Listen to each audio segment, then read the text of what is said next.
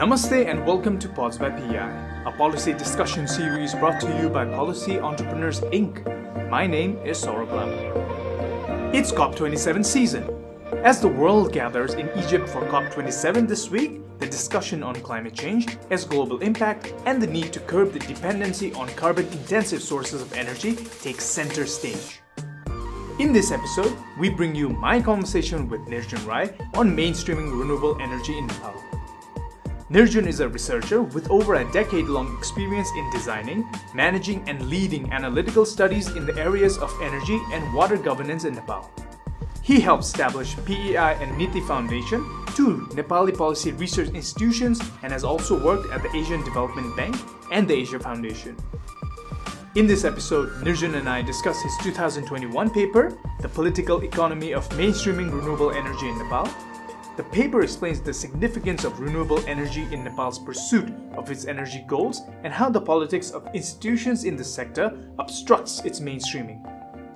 As we explore the findings of his paper, we also evaluate the hydro-dominant narrative extant in the Nepali energy sector and the recommendations that are rooted in the realities of the sectoral politics. We hope you enjoy the conversation.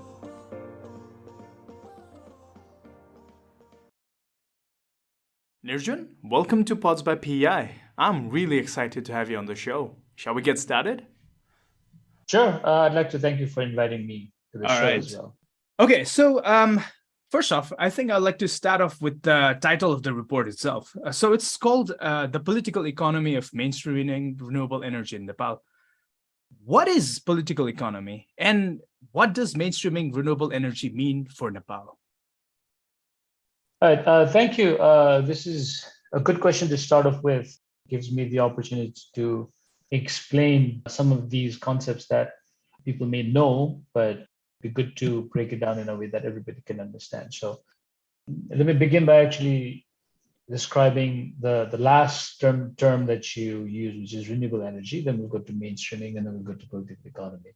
That'll make it much easier for me to give you an idea of what we're trying to do with this paper. So with renewable energy, if you look at it from a global term, includes non-fossil fuel-based energy, which would refer to hydropower, solar, hydrogen, and many others. But in the case of Nepal, given that there's a lot of discussion around hydropower constitutes about over 90% of our energy source, the discussion around renewable energy that we are focusing in on is other than hydro renewables. This would be solar, wind, so on and so forth.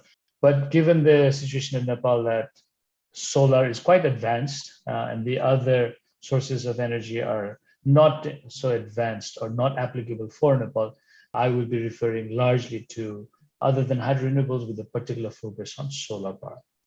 So that's renewable energy. Now, discussion on mainstreaming is another concept that we need to understand at the outset.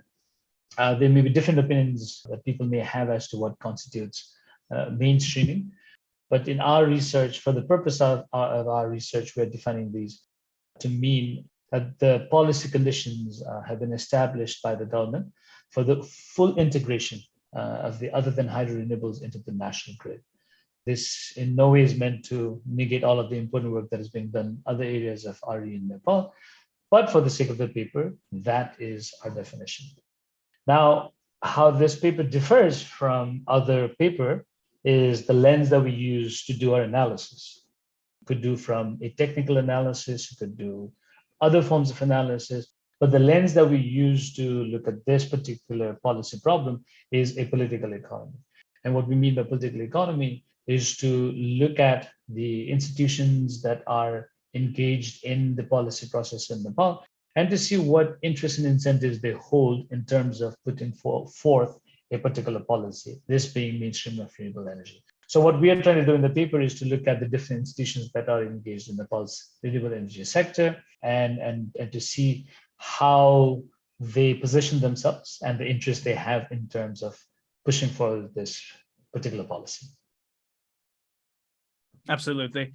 So we'll come back to the major findings in a bit, but I just wanted to quickly ask, so Nepal's hydropower story is one of great potential, but very low achievements. So where does this report find its rationale for mainstream renewable energy in Nepal? Despite the fact that hydropower constitutes a large part of our narrative, there is a good argument to be made that we should be diversifying our energy source away from hydropower. So and the further we have a more of a mixed source, we'll have better energy security. This comes from the fact that there is also the issue around climate change and the changes in hydrology that is impacting hydropower development already. So 20, 30 years down the line, when the hydrology changes significantly, it may be a good bet to start putting it into other sources of energy. The second one is the market. We see that the cost of renewables, particularly solar power, has dropped immensely. Globally, it has come down to a fraction of what it was about a decade ago. And for us, it would be wise to actually cash in on that if possible, and where possible. So there is this good reason to be investing in solar power and other renewables. Absolutely. So coming back to the main topic at hand, which is mainstreaming renewable energy in Nepal, does Nepal actually have other than hydro renewable potential? If yes, what are the various socio-political hindrances that have limited the mainstreaming of renewable energy in Nepal? There is some potential. Now, I don't want to go into the technical aspect of how much there is. There are lots of studies that do talk about it. But what I do want to talk about the hindrances is that it is in different, it comes from different avenues, particularly from the interests and incentives established by the institutions that play a role in this sector. The first being, as I mentioned earlier, there is a strong hydrocentric narrative. It is a resource that is endowed, nature has endowed upon us, and we have used this to develop a narrative around which national prosperity is based on. So we talk about 80,000, 40,000 megawatt of our potential, and the ability to exploit that and to sell it in the India market is something that we have relied on quite a lot. This narrative is ingrained not only in the bureaucracy, but in the overall sentiment of the Nepali public as well. So to change from that to something else is going to be a major challenge. And going with that, the second hindrance comes from the fact that our institutions, our infrastructure has been all developed around hydropower development. And so for a new technology to come, there is a resistance from the institutions that we have already who do not have the capacity to uptake this new source of electricity. And the third one is that we're talking about a surplus of electricity. We already have that in some of the months, and we're projected to have throughout the year in the next 5 to 10 years. So having an intermittent source of energy does not fall in place with the projections of where we are going to have surplus. And we haven't figured out a way to utilize all of this. And so these issues make it very difficult for us to mainstream or to talk about mainstreaming renewable energy into the mix. Absolutely. That has indeed been a challenge in the case of Nepali electricity sector. I found this one very interesting line that's written on the report that mentions that a political economy analysis is an attempt to find out what is going on. So what is going on in the Nepali electricity space in terms of renewables? Who are the key entities within this space? In terms of the policymaking space of the renewable energy, we have 3 primary players at the moment. The first one is the ministry, of course, which has the responsibility of the overall sector, not just renewable energy, but electricity, energy. Then we have the Nepal Electricity Authority, NEA, which is the primary off-taker of all electricity generated in the country, which is our sole monopolistic public utility. And then we have the Alternative Energy Agency, AEPC. So among these, as I said before, where we have the ministry and the NEA, they both come from this very hydrocentric mindset that they have developed over the years. And so their projection of what they want to do with water is around exploiting that. And so for them, it is difficult. Now, 5 years ago, when there was a large deficit in our system, and so we were undergoing a significant chronic power crisis, there was an incentive for the bureaucracy to try to find a way in which to increase generation in the mix. And so there was a window of opportunity that had opened up for renewable energy to be placed in the mix.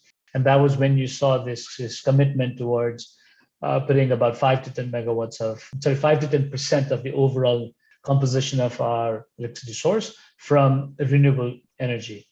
But that was about 5 years ago when there was a crisis. Today, when we do not have the power cuts, or we do not have scheduled power cuts, and we have pretty good supply from the Indian system and also have increased our own generation, then there is less of an incentive for the ministry to actually want to be increasing the uptake of the renewables. Now, there's also other issues around the ministry's interest around land use of the newer renewable energy sources. The amount of land that is taken up by solar parks is immense, and in a country with limited land, that's always a problem. There's also issues of managing water that the government wants to do, the bureaucracy wants to hold in terms of its capture over hydropower. So they had a time when they had an interest, but now that is waning. Similarly with NEA, they had an opportunity where the window of opportunity where they did want to uptake some of this renewable energy. But like I said before, the infrastructure that the institution holds is less amicable for that now. And the fact that they have been decreasing the preferential tariff that they have been offering to promote renewable energy. So these are where the resistance is coming from. Absolutely. We have the AEPC, right? The agency now with the responsibility to be promoted. But it can only do so it has a limited role in terms of promoting the mainstreaming of renewable energy. The way that AEPC was established was not to mainstream renewable energy, but as a means to increase access to electricity of rural population. And that was why renewable energy was initially introduced in Nepal. And that is decreasing. And so AEPC is in an existential crisis of how it wants to survive. Mm-hmm. And it is trying to get this as one of its mandates. But there's a fourth agency that is also at play, which has a lesser role, but there is some tussle with AEPC, is the Department of Electricity Development. Now, DOED was established largely to promote hydropower, electricity through hydropower, but there is now, given the fact that it has been charged with developing electricity, these two, DOED and AEPC, they have some sort of a turf war going on, and how this moves forward is difficult to say. AEPC has always been the darling or a projectified project of donors and does not have a strong presence in the bureaucracy, and DOED has a more of a presence. So together, all of these are playing in a way that the space of it is very limited. But as I mentioned earlier, there is also this movement towards the environment is pushing towards an increased mainstreaming of renewable energy, but the institutions aren't designed or don't have the interest incentives to do so. So how we get about doing this is the $1 million question. That is indeed the challenge. So with everything that's been said about the challenges and the dominant narrative around hydropower projects, in my final question, what can be done in the short term and the long term to mainstream renewable energy in Nepal beyond hydropower? In the paper, we talk about largely two areas. One is in terms of the narrative that we discussed, and the other is more practical, where we recommend that the government implement some of the immediate tasks that can be done. So the first one has to do with narratives. Now, when we say narrative, it may sound a little superfluous, but the idea about the need to rethink how we approach our energy dilemma, our energy scenario, is to reconsider how we approach renewable energy and hydropower. So the first thing we have to look at is to consider the complementarities between the renewable energy that we're talking about and hydropower. Given that there is a reluctance on our hydro bureaucracy, that they come from this particular approach to solving our electricity crisis, they seem threatened whenever we discuss in terms of offsetting electricity. So the idea would be to talk about complementarities. Now, renewable energy is an intermittent source, and we have hydropower which can be developed in a way that it can complement. So if we invest in, say, something like a reservoir type of projects, then we have complementarities where renewable energy such as solar provides during the daytime, or when there is a lot of sun, we can rely on that. And when we do not have that, then we rely on something like an immediate source of power through storage. So that would be discussing the complementarities. But also we can talk about how the investments in renewable energy can go hand in hand with investments in hydropower. Now, this is kind of more on the narrative side, but something that we can work immediately is also to increase the demand for electricity. One of the reasons that the public utility, the NEA, is reluctant is because it has enough electricity for the current consumption. And so it does not want to go into taking up additional electricity that it does not use. But the fact that our electricity consumption is one of the lowest in the world, which is around less than 300 kilowatt hours, is very minimal. And so if we talk about increasing this to doubling or tripling this, it just means we'll need more electricity. And that can be sourced through hydropower, through trade with India, or through renewable energy sources. And so the idea to increase this is important. Along with this, the reason why we need to increase demand for electricity comes from the discussion around climate change. We have a lot of our energy use comes from fossil fuel. And if we can start changing that into something greener, then it is going to be useful for all of us. For example, we can talk about changing the consumption pattern for cooking. Most of this is happening through fossil fuel, through gas, LPG, or through wood. So if we can change that into electricity consumption through electric cooking, now that can be a major win for us.